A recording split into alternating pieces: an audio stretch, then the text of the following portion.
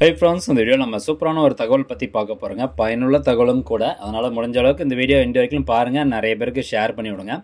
அதாவது இன்னைக்கு காலையிலேருந்தே எல்லா மீடியா சேனல்ஸும் இந்த ஒரு பர்டிகுலர் நியூஸை வந்து ரொம்ப ஹைலைட்டாக வந்து கவர் பண்ணிகிட்டு இருக்காங்க. அதாவது Reserve Bank of India repo ரேட்டை 50 பிபிஎஸ் அப்படின்னு சொல்லுவாங்க. அதாவது 50 பேசிஸ் பாயிண்ட்ஸ் குறைச்சிருக்கிறாங்க. ஸோ நேற்றைய தினம் தான் இந்த நோட்டிஃபிகேஷன் வந்து வெளியிட்டிருந்தாங்க. அதாவது ரெப்போ ரேட்டில் 0.5% வந்து குறைச்சிருக்கிறாங்க. ஸோ இதனால் வீட்டு கடன், அதாவது ஹவுஸ் லோன் வாங்கியவர்களுக்கு ஒரு மகிழ்ச்சியான செய்தியாக இருக்கும். அதே மாதிரி ஃபிக்ஸட் டெபாசிட் எஃப்டியில் முதலீடு பண்ண போகிறீங்க அப்படின்னா அவங்களுக்கு கொஞ்சம் கஷ்டமான செய்தியாக இருக்கும். சரி, இந்த ரெப்போ ரேட்டு 0.5% குறைச்சதுனால என்னென்ன இம்பேக்ட்லாம் வரும், அதே மாதிரி ஹவுஸ் லோன் வாங்கினவங்களுக்கு எப்படி இது ஒரு மகிழ்ச்சியான செய்தியாக இருக்கும், எவ்வளோ பணம் வந்து ஹவுஸ் லோன் வாங்கினவங்க மிச்சம் பண்ணலாம். ஸோ இது போன்ற பல தகவல் எல்லாமே இந்த வீடியோவில் நம்ம பார்க்க போகிறோம். ஸோ ஃபஸ்ட்டு நம்ம பார்க்க போகிறது என்னென்னா, ரெப்போ ரேட் அப்படின்னா என்ன? ரெப்போ ரேட் அப்படிங்கிறது சிம்பிளாக சொல்கிறேன். இந்த ஒரு இமேஜை வந்து பாருங்கள். இப்போ கமர்ஷியல் பேங்க் இருக்குது, சென்ட்ரல் பேங்க் இருக்குது. இந்த சென்ட்ரல் பேங்க் அப்படிங்கிறது தான் ஆர்பிஐ பேங்க். இந்த கமர்ஷியல் பேங்க் அப்படிங்கிறது நம்ம பேங்க்கில் போய் கடன் வாங்குகிறோம். அது உதாரணத்துக்கு ஆக்சிஸ் பேங்காக இருக்கலாம், எஸ்பிஐ இருக்கலாம், கனரா பேங்காக இருக்கலாம். ஸோ இது எல்லாமே வந்து பார்த்திங்கன்னா கமர்ஷியல் பேங்க்ஸ். ஸோ ஒரே ஒரு சென்ட்ரல் பேங்க் எது? ஆர்பிஐ மட்டும்தான். இப்போ இந்த கமர்ஷியல் பேங்க் என்ன பண்ணுவாங்கன்னா, இந்த சென்ட்ரல் பேங்க்கிட்ட போயிட்டு கடன் தொகை கேட்பாங்க. எதுக்காக? இந்த கமர்ஷியல் பேங்க்கிட்ட பொதுமக்களாக இருக்கட்டும் அல்லது ஒரு பிஸ்னஸ் பண்ணுறவங்களா இருக்கட்டும், இந்த மாதிரி எனக்கு ஹவுசிங் லோன் கொடுங்க, இல்லை நான் வண்டி வாங்க போகிறேன் அதுக்கு லோன் கொடுங்க, இல்லை நான் ஒரு தொழில் பண்ண போகிறேன் அதுக்கு லோன் கொடுங்க அப்படின்னு சொல்லி இந்த கமர்ஷியல் பேங்க்கிட்ட கடன் தொகை கேட்பாங்க. ஸோ பேங்க் வந்து காசு வச்சுருக்காது. ஸோ அதனால் இந்த பேங்க் என்ன பண்ணும், சென்ட்ரல் பேங்க்கிட்ட இருந்து இந்த மாதிரி எங்ககிட்ட இவ்வளோ தொகை வந்து கடனாக கேட்குறாங்க, நீங்கள் எங்களுக்கு அமௌண்ட்டு கொடுங்க, நாங்கள் உங்களுக்கு அதுக்கு வட்டி தொகை செலுத்துகிறோம் அப்படின்னு சொல்லி இந்த ஆர்பிஐ பேங்க்கிட்ட கமர்ஷியல் பேங்க் கேட்பாங்க.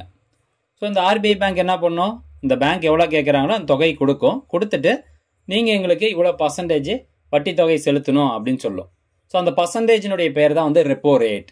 இப்போ உதாரணத்துக்கு இந்த சென்ட்ரல் பேங்க்கு, எஸ்பிஐ பேங்க்கு 1 லட்ச ரூபா கடன் தொகை கொடுக்குது அப்படின்னா ரெப்போ ரேட் 6%னா இந்த எஸ்பிஐ பேங்க் என்ன பண்ணணும், 1,06,000 திருப்பி செலுத்தணும். அதாவது 1 லட்ச ரூபாய்க்கு 6% அப்படிங்கிறது 6,000 ரூபா.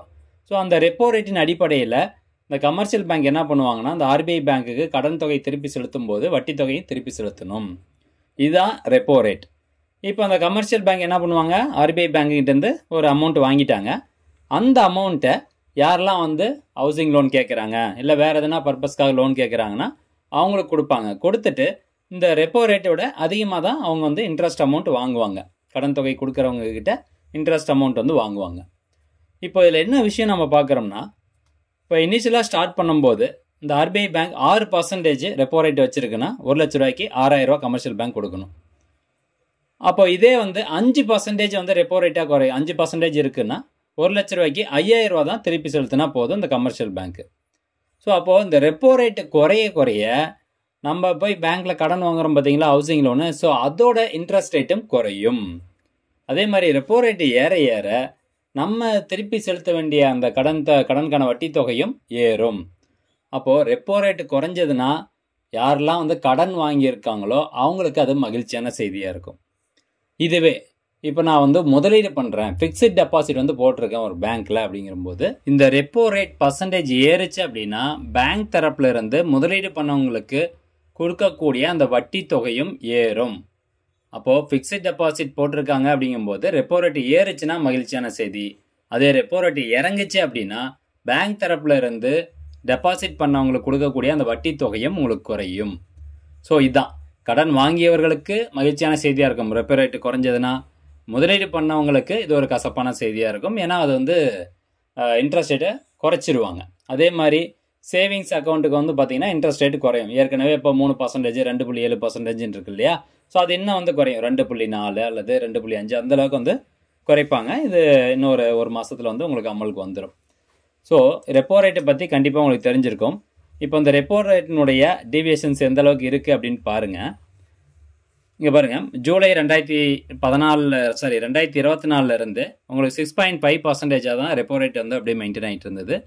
இந்த 2025 பிப்ரவரி 2025 இருந்து பார்த்தீங்கன்னா ஃபஸ்ட்டு ஒரு 0.25% குறைச்சிருக்காங்க, 6.25. அதுக்கப்புறமா ஏப்ரல் 8ஆம் தேதி வந்து எகெயின் ஒரு 0.25% குறைச்சாங்க, 6ஆக இருந்தது. இப்போ ஜூன் மாதம் 5ஆம் தேதி வந்து பார்த்திங்கன்னா எகெயின் ஒரு 0.5% குறைச்சிருக்காங்க. ஸோ தற்போது இருக்கக்கூடிய அந்த ரெப்போ ரேட்டினுடைய விகிதம் எவ்வளோ அப்படின்னு பார்த்தீங்கன்னா 5.5%. ஸோ இதான் வந்து நிறைய மீடியா சேனல்ஸ் எல்லாமே சொல்லியிருப்பாங்க. இப்போது சரி, நான் வந்து ஹவுசிங் லோன் வாங்கியிருக்கேன் அப்படின்னு வச்சுக்கலாம். ஒரு உதாரணத்துக்கு இங்கே கொடுத்துருக்குறாங்க. ஒரு 50 லட்ச ரூபா நீங்கள் ஹவுசிங் லோன் வாங்கியிருக்கீங்க. 20 வருஷத்துக்கான ஹவுசிங் லோன் வாங்கியிருந்தீங்க அப்படின்னா மாதம் நீங்கள் இப்போ கட்டிகிட்டு இருக்கக்கூடிய அந்த இஎம்ஐ தொகையிலிருந்து குறைஞ்சபட்சம் 2000 ரூபா குறையும் அப்படின்னு சொல்கிறாங்க. ஸோ 2000 ரூபா அப்படிங்கிறது எவ்வளோ பெரிய அமௌண்ட்டுன்னு பாருங்கள். ஸோ 2000 ரூபா வந்து குறையும். அப்படி பார்க்கும்போது 20 வருஷம் ஓவராலாக பார்க்கும்போது 4.7 lakhs நீங்கள் கட்டக்கூடிய அந்த வட்டி தொகையில் குறையும் அப்படிங்கிறத சொல்கிறாங்க. அதர்வைஸ் நீங்கள் வந்து அந்த டென்யூரை கூட குறைச்சிக்கலாம். இதே வந்து ஒரு 30 லட்ச ரூபா கடன் தொகை வாங்கியிருக்கீங்க 20 வருஷத்துக்கு அப்படின்னா 1176 ரூபா குறையும் அப்படின்னு சொல்கிறாங்க. ஸோ எஃப்டிக்கான இன்ட்ரெஸ்ட் ரேட்டை பொறுத்த வரைக்கும் இப்போதைக்கு வந்து ஒரு பேங்க் 6% இன்ட்ரெஸ்ட் ரேட் கொடுக்குது அப்படின்னா அது ஒரு 5.4%, 5.5% அந்த அளவுக்கு வந்து குறையறதுக்கான வாய்ப்புகள் வந்து இருக்குது அப்படின்னு சொல்லியிருக்காங்க. மேற்கொண்டு இப்போ நீங்கள் முதலீடு பண்ண போகிறீங்க, ஃபிக்ஸ்டு டெபாசிட்டில் முதலீடு பண்ணணும்னு நினைக்கிறீங்க அப்படின்னா உடனே வந்து முதலீடு பண்ணிடுங்க. ஏன்னா இப்போது தற்போது வரைக்கும் இந்த ரெப்போ ரேட் ரெடியூஸ் பண்ணதுக்கு இன்னும் எஃபெக்ட் அந்த எஃப்டிக்கான இன்ட்ரெஸ்ட் ரேட்டில் வரல. ஸோ அதனால் முதலீடு பண்ண நினச்சிங்கன்னா இப்போயே முதலீடு பண்ணிட்டீங்கன்னா உங்களுக்கு இப்போ இருக்கக்கூடிய இன்ட்ரெஸ்ட் ரேட் அப்படியே வந்து கண்டினியூ ஆகும். இல்லை நீங்கள் வந்து ஒரு மாதம் கழித்து முதலீடு பண்ண போகிறீங்க அப்படின்னா கண்டிப்பாக அதுக்கான இன்ட்ரெஸ்ட் ரேட் வந்து குறையும். ஸோ ஃப்ரெண்ட்ஸ், இதுதான் வந்து தகவல். கண்டிப்பாக அது உங்களுக்கு பயனுள்ளதாக இருக்கும் அப்படின்னு நினைக்கிறேன். முடிஞ்சவங்க நிறைய பேருக்கு இதை ஷேர் பண்ணிவிடுங்க. மீண்டும் அடுத்த ஒரு நல்ல பதிவில் சந்திக்கலாம். நன்றி, வணக்கம்.